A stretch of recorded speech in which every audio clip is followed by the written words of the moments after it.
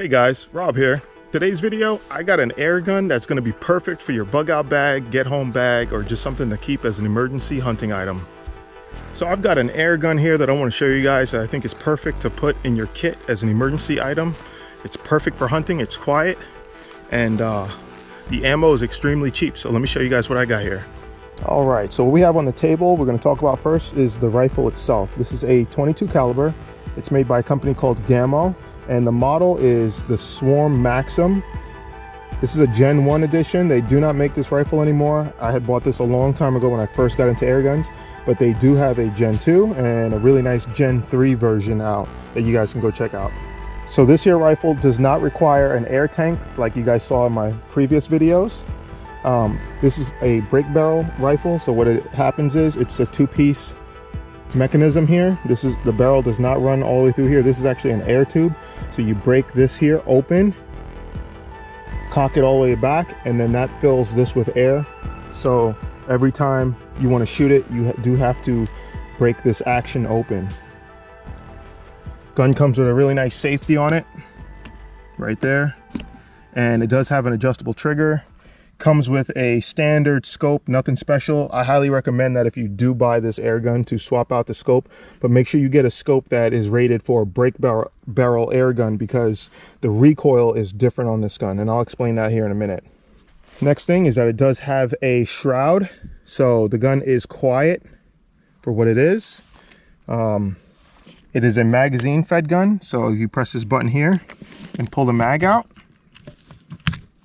The mag comes right out. The magazine holds 10 shots in 22 caliber, and you can also pick up a couple of extra magazines. So I have a total of 3 magazines for this gun here. Very easy to use. The mag just slides right back up inside in the correct order, just like this here, and it snaps in. What's cool about the magazines is that they do tell you on the top how many shots you have left in the magazine. Moving on, we have some Crosman pellets. These are the Premier hollow points. These are excellent pellets. You can pick these up at Walmart. You get 500 pellets for like anywhere from $5 to $8. They also sell the pointed pellets, and then there's also the Gamo pellets, and these have like a polymer tip that is supposed to break away, and then the rest of the lead is supposed to mushroom out. Another thing that you guys should consider if you want to rock out with a rifle or an air gun or whatever for part of your emergency kit is putting a rangefinder in your kit. This thing is super helpful. It'll tell you the distance of targets, and you can use it as like a monocular to just check things out. It doesn't weigh anything. The only downside is that it does take batteries, but I've had this here rangefinder for I think 3 or 4 years now, and I have not had to replace the battery in it one time. So guys, since I haven't shot this gun in years, this is like my baby. I learned how to shoot air guns with this gun here, especially break barrels, because the recoil is different on them. So you would think that the recoil when you pull the trigger, it's going to come back like a regular firearm would, but because this is a gas piston rifle, when you preload it by breaking the barrel here like this and then put it up, now it's in a firing position. When you preload it like that, what you're doing is you're actually pushing the gas piston back into this here tube part. So when you fire the weapon, or the air rifle I should say, it does recoil forward. So not like a traditional rifle where it's going to go back and it shoots forward. So you have to hold this air gun just a little bit differently when it comes to the break barrel stuff. And the way that I had learned to hold it is by gripping it good with this hand here, and then your supporting hand, let it just rest. Just let it rest there. That way the rifle can move freely in the direction, and then your accuracy is going to increase greatly when shooting break barrels. And like I said guys, we have some pellets here. We have 3 different brand pellets that we're going to shoot today. We're going to run them through the chronograph right there that I have, and then we're going to see how fast they're going, so that way we can calculate how much energy is coming out of the barrel of this here air gun. Another thing is we're going to shoot 3 different groups downrange. We're shooting at like 15 yards today, and we're going to see which one groups better, and then we'll do all of our testing on whichever one groups better at the end. So this is my chronograph here, and if you're not familiar with what that is, what it does is it measures bullet speed. Or if you have a bow, you can measure, you know, what your arrows are doing, but it measures bullet speed. It has a sensor right here, and then another one right here. and it'll tell you what the velocities are. This is really, really important when shooting, guys, especially if you're trying to like gather dope for your scope. This is super helpful. You got to have this here so that way you know how fast your bullet is going, and then you need that rangefinder, and then you'll be set. All right, guys, so we're gonna take 5 shots, starting off with the Crosman Premier, and then we'll do the pointed, and then we'll do the Gamo blues. So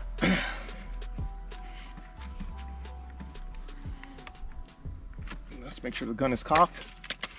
Here we go.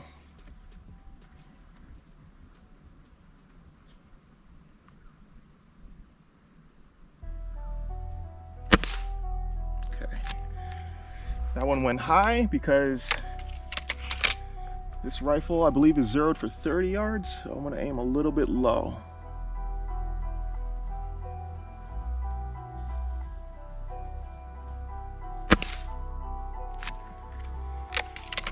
That's 1. Let me count that as number 1.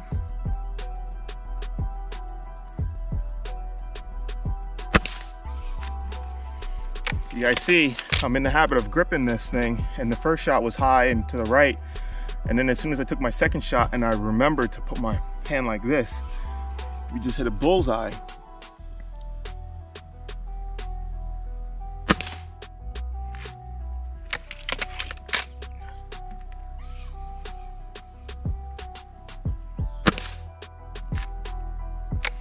We got one more shot left.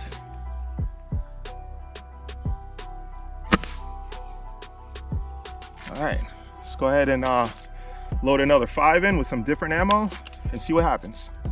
So the way to load these magazines here, it's very easy. It's like a rotary, and this thing can spin.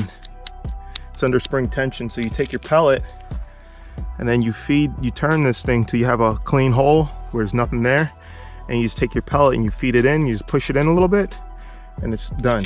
And then you just rotate to the next one, feed it in, done. And this is nice because it allows you to have quick follow-up shots on a small game animal, and that's what this rifle is perfect for. Squirrels, doves, pigeons, rabbits, anything small like that, this gun will put down. All right, so we got the pointeds loaded up in here, ready to go. I'm gonna aim for the top right target. Okay, off to the right just a little bit.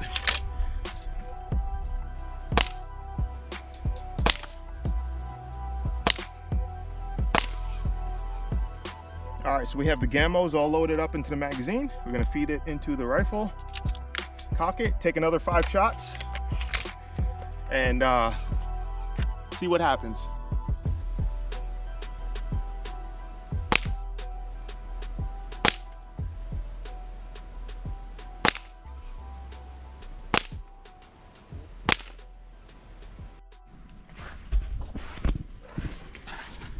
All right, so here we go. These are the Crossmans that we shot first. So we got, this was that very first shot that I didn't count. So we got 1, 2, 3, 4, 5 here. And then that grouping's kind of wild. And then we have the next grouping, which were the pointed, the Crossman pointeds. And our first shot was here somewhere. All the rest grouped here, and then we had one flyer over here. So that's a really tight group. That's probably close to a 1/2 inch group if you measure center to center there without this flyer. So that's actually pretty impressive. And then we have the last ones, which are the Gamo blue bombs, I think they call them. They're just like the Gamo red fires. But we got 5 shots here. So we got 1, 2, 3, 4, 5. So 2 in the same hole there. And just to put my thumb there so you guys can see, it's not too bad. I think these did the best though. And I know, like, I have not shot this gun in years, and like I said, guys, it's a break barrel, so the recoil is different. It's a totally different form that you got to use. And I know this is only like, I don't know, 13, 14, or 15 yards or so. With some practice, obviously this could all tighten up. I used to shoot this gun really well at like 50 yards, but you guys can see it's accurate enough to take small game. You guys see that out there? That nasty storm? Well, it's all over. It's down that way. It's out to the west. It's this way. I had to wait about an hour before I could start filming because it was just raining the whole time. And I didn't want to risk getting my chronograph wet and ruined because I paid some good money for that thing. And so I had to wait it out. So I waited at least an hour. And as soon as it lightened up a bit to where I could record, I came out here to record, but it looks like it's coming back in, and hopefully I'll have enough time to comfortably finish this video off. All right, so I'm gonna take a couple of offhand shots at some targets that we have down there, and just to see what the penetration is.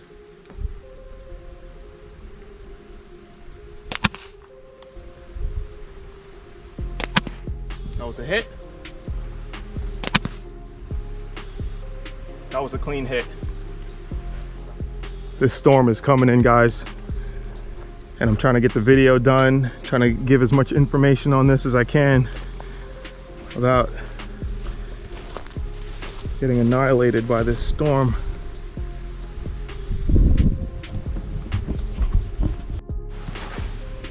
All right, so this is the ham that we had, and the shot is just off to the side, so we're gonna shoot that again, but it did go all the way through. And then the V8 can here, we have a pass through on that. These are those small little, this is a 5.5 ounce V8.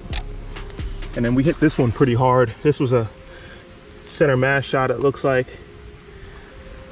So this would be perfect for small game, guys. Perfect. Let's shoot that ham again and see what happens. I want you guys to see this storm, what I'm dealing with right now. This is wild. One thing about Florida is that these storms will come in real fast and real hard too. All right, let's try that ham again. That was another hit. I'm gonna shoot it again. I wanna make sure we get it good.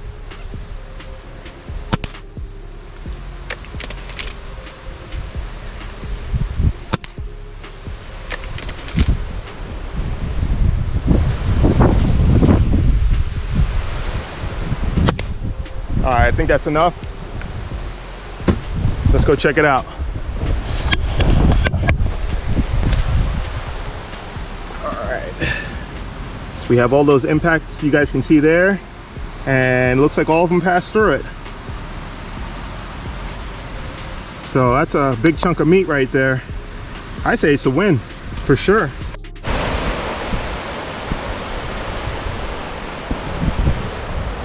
Sorry I had to cut the video short, guys. It's starting to get nasty out here. I think it's time to go.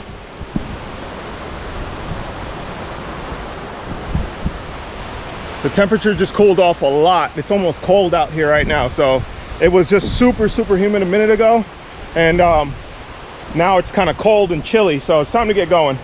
Guys, I want to show you guys something. I had only been out here like 30 minutes filming before this nastiness started happening, but look at my pants. I don't know if y'all can see that.